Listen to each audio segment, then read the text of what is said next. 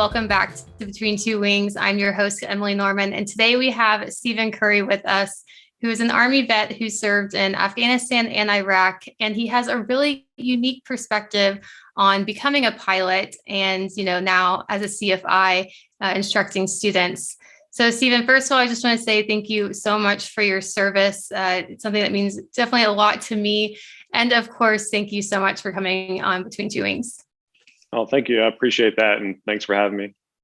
Yeah, of course. So I'd like to start off by kind of diving into our backgrounds here. The photo I picked was from the Able Flight pinning ceremony at Oshkosh in 2021.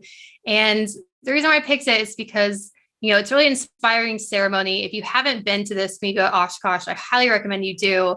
But it's really what inspired me to want to reach out to Able Flight and, interview someone from that organization or someone who's directly benefited from the organization. And when I was going back to my photos, I actually saw that, wrong finger, but you're right there. You're in this photo. So that's me. Yeah. So it's great that, full circle here, I'm, able to sit down and chat with you and share your story with others. Yeah, that's cool. That's an awesome picture. Yeah, definitely. I'll have to send it to you later. But anyways, looks like your background is also at Oshkosh. What's the story behind that? Yes, I was also Oshkosh 2021. I just finished up my CFI with the help of Able Flight. So I went out to Oshkosh for the pinning ceremony. I'd been wanting to go to Oshkosh for a few years anyway, so that was a good excuse to get out there. Mm-hmm. And I was lucky enough to get a ride out on a practically brand new TBM. And, Oshkosh is pretty vast. As much as you walk around, I feel like I never really got to see all of it. And so when we were flying out, I looked down and I was like, oh my gosh, this place really is huge. Because on the flight in, we were so focused on looking for traffic and kind of just taking it all in. The approach in is pretty exciting. On the way out, it was a little more relaxed and just looking out the window and taking pictures. Yeah, definitely. I think the best way to describe Oshkosh is Disney World for pilots. Yeah. Yeah, it's incredible. And like when you get that aerial perspective, you realize that there's so many other sections that you probably should have explored, but you didn't have time to. But that's why we keep coming back, and they're always adding new and fun, exciting things there. Yeah, you can just walk. It feels like you can go any direction and just keep walking forever and never get to the end of it. So yeah, it's definitely something I got to go back to. Exactly. So let's kind of start off, you are a pilot and CFI now, but where did this interest for aviation start and what did your journey look like?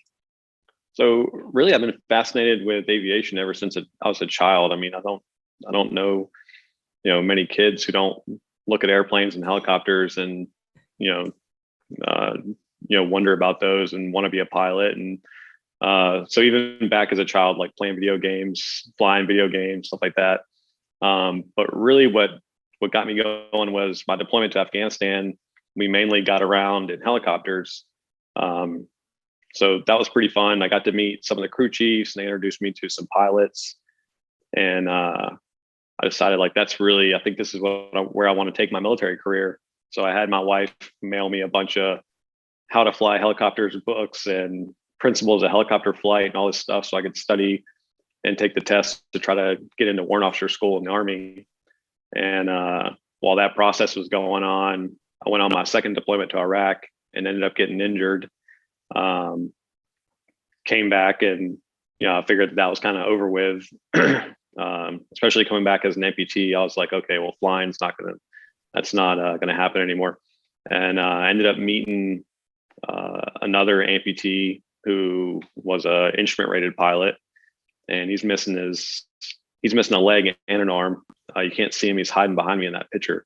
But I knew that he was a pilot, and we were going to a board meeting up in Boston. He said, "Hey, what do you think about taking a plane from Hagerstown and flying to Boston for this board meeting?" I said, "That'd be awesome." So we flew up to Boston and back. And when I saw him do that and just the freedom to be able to jump in a little plane and fly up there and not have to deal with the airports and stuff like that. And I was like, I gotta find a way to do this. And that's kind of where it all started for me, was with him. Yeah, that's so great. Being able to meet Adam and get that inspiration to pursue, this dream again, is really great. But what was it like, walking into a flight school, and just saying, "Hey, I want to fly." Might be a little bit of a different student, but how can you help? So it's kind of funny, going in there, I thought, they probably deal with all kinds of people and they'll have the answers. So I went in and I said, "Hey, I want to start flight training, but I'm missing my left leg. So I don't know how that's going to work.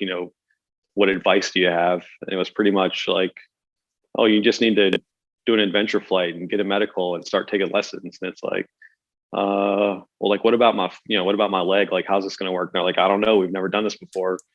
We're just gonna have to figure it out." So luckily they didn't just, turn me around out the door and tell me they couldn't help me. They were willing to work with me. But yeah, they really had no clue as far as, how to help me through this process as an amputee. Yeah, I can imagine. And, it's really good to hear that they were so welcoming and wanted to find a way to make this work. Going into those first few flight lessons and, trying to see, how can I control the aircraft, in the efficient, safe way? What were some of the struggles or challenges that you faced? So the biggest one was definitely figuring out rudders and brakes. Pushing the rudders back and forth wasn't a big deal, but pushing the rudders and not pushing the brakes, or only pushing the brakes when I want to, especially on my left side, because I don't have, I have no ankle. So it's almost like if you were flying in ski boots, that's probably the best way I could Yeah, that's a good try example. try to describe that. If you had one ski boot on, and you're trying to work the pedals. So there was definitely a couple times where I'm like yelling at the instructor, like, "Hey, you gotta you gotta stop the plane. I can't. We're turning left. And I'm trying to turn right."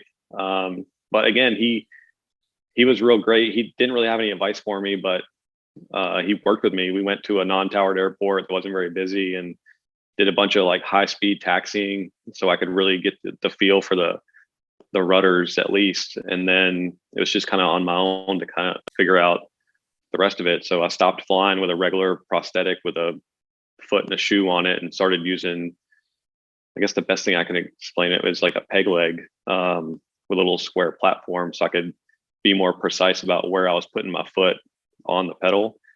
And then I eventually found a way to kind of use my right foot on both pedals, if that makes sense. So Mhm. if you can think of like, you're pushing both pedals with your feet. So I've got my like peg leg at the bottom of the left rudder pedal. And then my right foot, you can kind of work the whole pedal with your right foot because my ankle works. I'll just slip my right toe over to the left pedal and tap the brake sometimes. So yeah, it was just a bunch of trial and error and figuring out what worked and what didn't, and making sure that I could be as safe as possible. Yeah, That was my definitely. fear. That's always been my fear going in, is like not being able to turn or stop when it's absolutely necessary.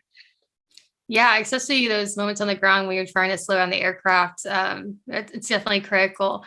And so I imagine that you got really familiar with the aircraft you were training in, but then as things progress, you're going to switch to different aircraft. And not only do you have to just, as a, any pilot walking into a new aircraft, get yourself familiar with the avionics, how the plane flies, all that stuff. Were there challenges when you were switching to, different aircraft there?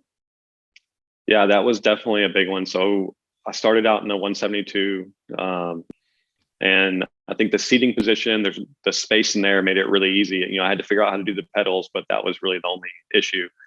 The next plane I got into was a twin Comanche, and the seats a lot. It's more like a sports car type seating, and I found that like my knee was hitting the bottom of the panel, so I couldn't really push the pedals the way that I needed to with my prosthetic, because of the way that the panel was oriented to the seat. So I actually had to make adjustments to my prosthetic to make that work. And then when I did my complex, I did that in a Piper Aero. And it was the same thing. I think it was a couple days before the first lesson in that. I said, hey, can somebody just, toss me the keys to the Aero? I'm just going to go out and sit in it and try to, make sure that this is going to work, that I don't need to make adjustments to my leg. And yeah, that's a big part of my thought process when I even think about anything to do with different airplanes is, how's this going to work out? Is it going to work out? Mm-hmm. Because I don't want to set myself up for failure, getting into an airplane that I'm not going to be able to manipulate. But a lot of the times what I've found is the seating position makes a big difference. And then I can make adjustments to my leg when necessary. Yeah, definitely. And, you're saying a lot that you had to just figure it out. Trial and error was probably a big part of it. Were there other resources or, just anything that could help you and other amputee pilots to, make this process a little bit easier and not have to figure out too much on your own, learn from others' experience? So unfortunately not. Before I even went to the flight school the first time, I went online and tried to see, what are other amputee pilots doing? Like, how are they flying airplanes? How are they manipulating the controls? Are there special prosthetics that they're using?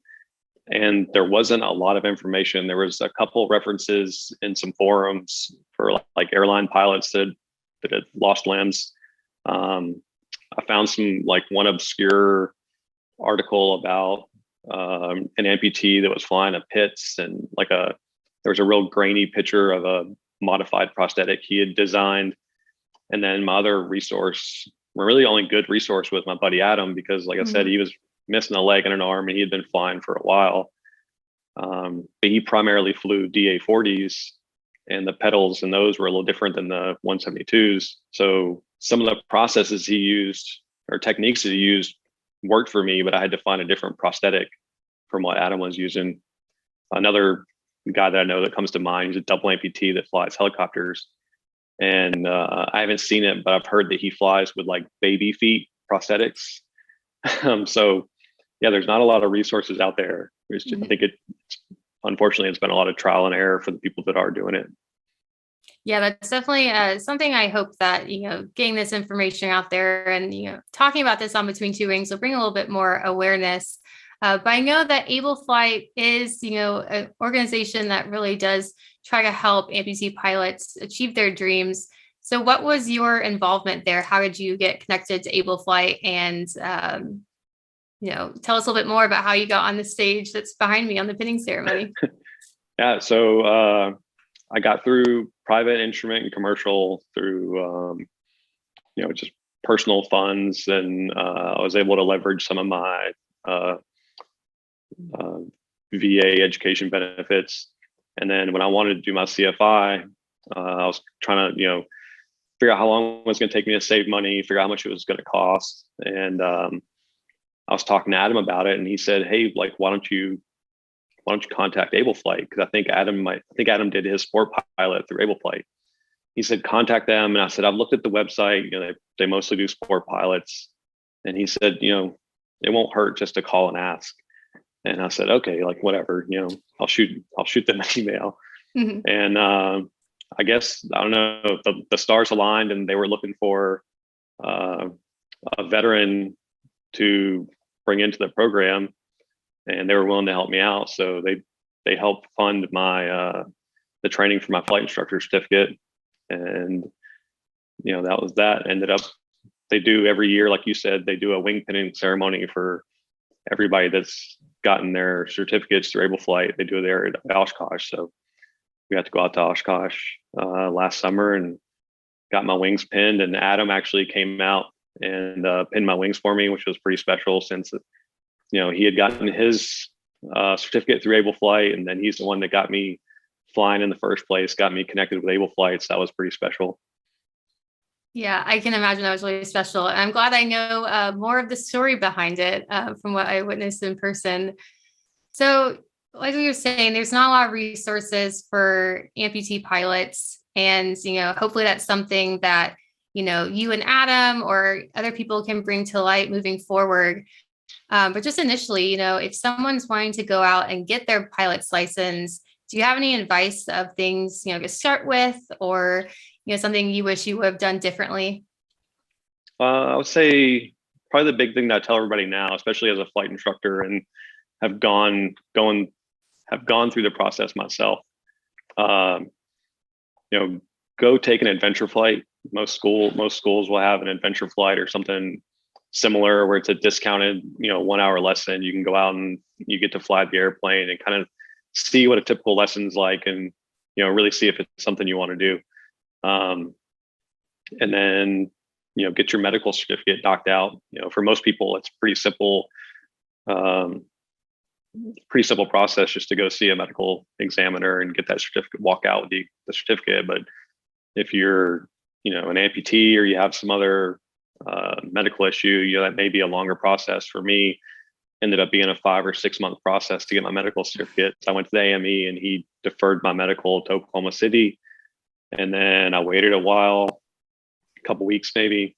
I get a letter from Oklahoma City saying your medical's been denied. Here's all the documentation that we need. And it was some medical records, letters from my doctors, stuff like that. And then that went back to Oklahoma City. I waited more time, weeks, months. And finally, they scheduled a medical flight test where somebody from the FSDO comes out and they want to see you in the airplane manipulating, for my case, manipulating the rudder pedals. And I was like, great, this is finally going to happen. And the guy says, there's one catch. Right now, I can't do the flight test in single engine. I need to go back to Oklahoma for some more training. I can only do it in a twin. And I probably only had, 20 hours maybe in my private pilot. And I'm like, I don't know if that's a great idea. And it doesn't matter. I just need to see you push the rudder pedal. So I was like, okay, like this is a chance for me to get into a twin. That sounds really fun. So he came out and we hopped in a twin Comanche with the chief flight instructor. And we just kind of flew around out in the practice area. He watched me mash the rudder pedals around, and he took all that back to Oklahoma City, and I waited a couple more weeks and then finally got my medical certificate and a SOTA in the mail, the statement of demonstrated ability. So now every year when I go back to get my medical from the AME, because I have that SOTA, he can just sign off my medical now. I don't have to go through all the paperwork every time. Yeah, it's a lengthy process. Oh, I can imagine. But at least you walked away with a medical and some twin time, something I still don't have. So that's pretty incredible. So now you're, a part-time CFI. What are some of the impressions you get from students when you're like, hey, I'm going to teach you how to fly? They may do it a little different, but. Yeah, that was my initial fear on, day one was somebody walking into the office. They were saying, oh, this is Steven. He's going to be your CFI today. Cause I started off doing a bunch of adventure flights. So it's just a whole bunch of people that were popping in for, little flights here and there. And my fear was one of them walking in and just be like, nope, like go find somebody with 2 feet. I'm not getting an airplane with that guy. And not once, not a single person ever said anything about it. I think I had one guy I did a flight review for, and we introduced ourselves. Then he just said, "What happened to your leg?" And I was like, "I got injured in Iraq and lost my leg." And he was like, "Oh, cool." And that was that. So luckily, it hasn't been an issue. Like I said, it doesn't slow me down. I can still climb all over the planes in pre-flight and fly pretty well. So I think that puts people at ease, and it hasn't really been an issue yet. Yeah. I mean, you said like, you can still fly the plane. What are some ways that pilots like you can, kind of help change the direction of the industry with not having these resources and people to tap into for previous experience? Well, I think Able Flight is a bit, a good start. Because Able Flight's not just for veterans, and it's not just for amputees. I was actually amazed. I hadn't met any of the other recipients pretty much before we showed up to the ceremony that morning there at Oshkosh. So going out on stage and then hearing all their stories, you know, I was like, wow, no, I'm like over here with a paper cut, and you know, these guys are like the real deal. So I think Able Flight's a good start. I think what they're doing is great as far as getting people in the air. I think now we just need to find a way to get some more, let's get the word out to people like me, so they know that, hey, there's other people out here like you that are doing this. Like this isn't like some dream that you had as a kid or before you got injured that, you know, you can't do anymore. And then, yeah, I don't know where to move forward from that. I don't know if it's like starting a YouTube channel and starting to like record like all my flight lessons and just show, you know, even if it's just like a GoPro that's shooting at the rudder pedals, just watching my feet go back and forth, or just, you know, explaining like how I learned how to fly, or forums. Yeah, I really don't know what the path forward is, but I think we need something, because like I said, when I was looking into it before I started training, there was virtually nothing out there. Yeah, well, hopefully this episode is, like you said, one step in the right direction to bring more awareness to pilots like you and just this topic in general. Stephen, your story is super inspiring. If you start a YouTube channel, I will definitely follow. So keep that in mind. But thank you again so much for coming on Between Two Wings. It's been so great to talk to you. Yeah, thanks for having me. This is awesome. And thank you everyone for tuning into this episode Between Two Wings. We'll see you next time.